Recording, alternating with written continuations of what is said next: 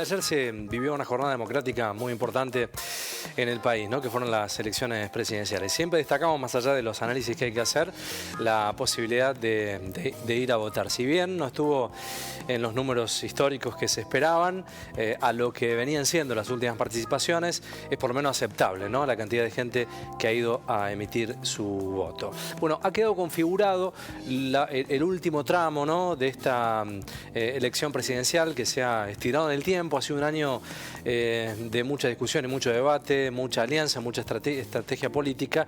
También de cara a lo que viene nos va a pasar eso, ¿no? De cara al 19 de noviembre seguramente habrá un montón de cuestiones que analizaremos aquí en este espacio, en nuestra señal y por supuesto todos los medios de acuerdo a lo que pase. Lo concreto es que hay dos actores, ¿no? Que son aparentemente totalmente distintos, Massa y Milei, que han quedado allí de cara a la segunda vuelta, y hay claves que quisimos sintetizar. Ustedes se van a haber cansado de análisis desde anoche a esta hora, por eso vamos a intentar resumir algunas claves de lo que ha dejado esta elección.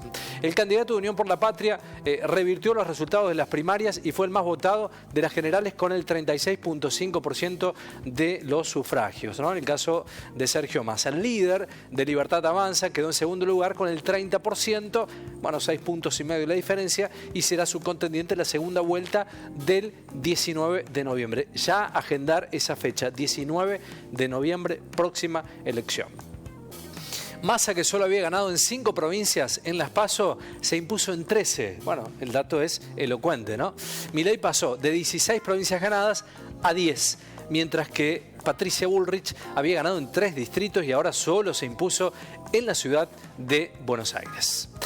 La participación electoral creció 8 puntos porcentuales, lo que decíamos, pero respecto a las PASO, aunque fue una de las más bajas en términos históricos. Además, se redujo la participación del voto en blanco, que puede ser un protagonista clave en lo que viene, ¿no? Según lo que escuchábamos. Más de 9 millones de votos para Massa es una cifra realmente alta, con más del 97% de las mesas que se han escrutado a nivel nacional. La fórmula Massa-Rossi ha alcanzado el 36,6% de los votos. Esto se traduce en 9,5 millones de votos para los candidatos de Unión por la Patria, un número realmente alto de acuerdo a lo que se preveía. Bueno, ¿cuál fue el papel de las provincias aquí, ¿no? En cuanto a la posibilidad de revertir el resultado que ha tenido Sergio Massa? En las PASO, Unión por la Patria se impuso en solo 5 de los 24 distritos del país, en las elecciones PASO. En generales, Massa ganó en 13. En 6 provincias que habían sido ganadas por Milei en las primarias: La Rioja, La Pampa, Río Negro, Santa Cruz, Tierra del Fuego y Tucumán. Y en 2 distritos en los que se había impuesto Juntos por el Cambio, Corrientes y Entre Ríos. Interesante el detalle del amarillo ahí de Juntos por el Cambio. Bueno, esta posibilidad de Massa al revertir la chance del resultado en 8 provincias se sigue manifestando. Por su parte, en el caso de Milei, que había ganado en 16 provincias, fue impactante en las PASO, ¿no? En primarias, en las generales fue el candidato más votado en 10 distritos. En el caso de Bullrich, por su parte, solo ganó en la Ciudad Autónoma de Buenos Aires. En las PASO también había ganado en Entre Ríos y en Corrientes. Massa se impuso en La Plata y Mar del Plata, ubicadas en la provincia de Buenos Aires. También ganó Rosario, la ciudad más poblada de Santa Fe y unas de las de mayor población en el país. Menor ausentismo y voto en blanco que en las PASO. Votó el 77,6% del padrón. Si bien se trata de una de las proporciones más bajas en elecciones presidenciales desde el año 83, representa una suba de 8 puntos respecto de las primarias. Bueno, el número que se había manifestado. ¿Qué pasó en Córdoba con la presencia del Interior, con Juan Schiaretti? Schiaretti celebró una buena elección, destacó que ganó 3 diputados nacionales, a diferencia de 1 que tenía hasta esta elección, ¿no? El gobernador de Córdoba ha duplicado, también como dato importante, sus votos en elecciones presidenciales respecto al resultado de las PASOs, y aseguró anoche en un acto multitudinario en Córdoba: expresamos el federalismo en un país que no es federal. De hecho, la identificación que tuvo Schiaretti fue esa. Y me parece a modo personal que Bullrich quedó un poco desdibujada con la presencia de Milei, ¿no? En función a lo que predicaban, ¿no? En función a lo que podían hacer políticamente, parte de esta explicación. Otro de los escenarios tenían que ver con la locura que se vivió la semana pasada respecto a este tema, ¿no? Al dólar. Y empezó la fiebre del dólar en la Argentina. En los últimos días no había, se empezó a disparar de una manera incontrolable la posibilidad de conseguir dólar. El precio también de referencia lo habíamos perdido también para el dólar.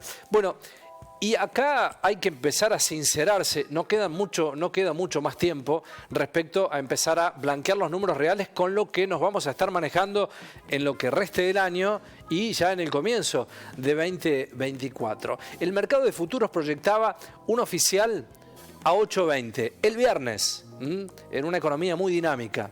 Vuelvo a insistir, un dólar oficial proyectado en el viernes a 8.20. Ahora, con Massa, primero se ve a 620 pesos. Y acá el dato, ¿no? De cuánto se devaluó. De 3.65 a 6.20, una devaluación del 70%. Y hay que empezar a blanquear números respecto a esta cuestión. No hay mucho más margen, ¿no? Por eso queríamos traerlo. En el marco de esta situación, los usos y abusos. La petrolera estatal te aumenta el combustible. ¿Cuál es la explicación? Aumenta, por las dudas. Entre el 3 y el 4%. ¿Qué decían esta mañana las empresas? Lo negaban rotundamente. Fueron las estaciones de servicio las que decidieron aumentar. Decisión de las estaciones. ¿Qué dicen los estacionarios? Tenemos que corregir un precio que tenemos atrasado. Bueno, al medio el pacto de no aumentar, al medio nosotros, la gente, para ir a cargar el combustible. Y no es la primera vez que rompen el acuerdo de precios.